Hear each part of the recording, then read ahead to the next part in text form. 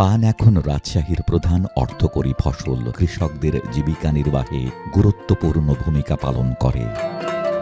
পান চাষে কিছু চ্যালেঞ্জ রয়েছে, যেমন রোগবালাই, পরিবহন সমস্যা এবং বাজারজাতকরণে অসুবিধা। তবে সরকারিভাবে কৃষি ঋণ এবং প্রশিক্ষণ প্রদান করে পান চাষিদের সহায়তা করা হচ্ছে, যা এই খাতের উন্নয়নে সহায়ক হতে পারে।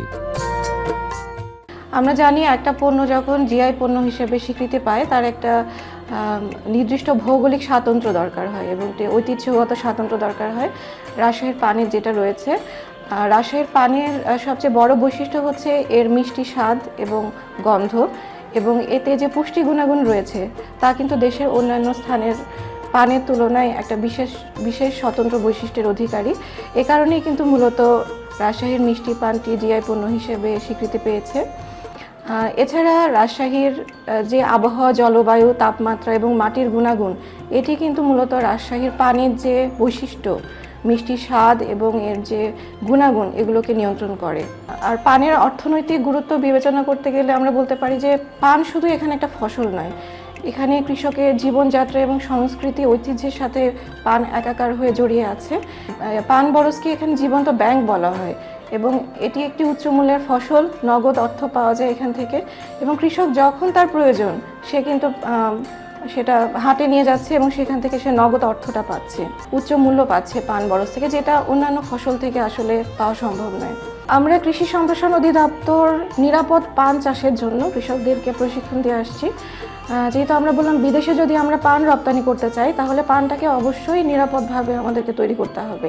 নিরাপদ পান উৎপাদনের জন্য যে international gap good agriculture practice এবং জৈব বালাইনাশক, জৈব সার ব্যবহারের মাধ্যমে আমরা এবং সঠিকভাবে তারা যাতে নিরাপদ পানি ব্যবহার করে পান বরজগুলোকে সেচ দেয়, যাতে সেখানে স্যালমোনেলা, আর্সেনিক বা অন্য কোনো ক্ষতিকারক ব্যাকটেরিয়ার উপস্থিতি না থাকে, এ বিষয়ে কিন্তু আমরা কৃষকদেরকে সবসময় পরামর্শ দিয়ে আসছি এবং কৃষকেরা সেভাবেই কাজ করে আসছে। আমরা আশা করছি যে অচিরেই আমরা এই নিরাপদ পান উৎপাদনের লক্ষ্যে অনেক বড় সাফল্য অর্জন করতে পারব।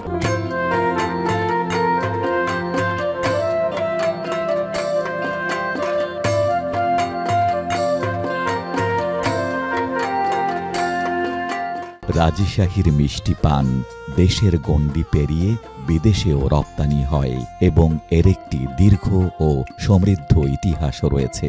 এটি রাজশাহীর প্রধান অর্থকরী ফসলগুলোর মধ্যে অন্যতম।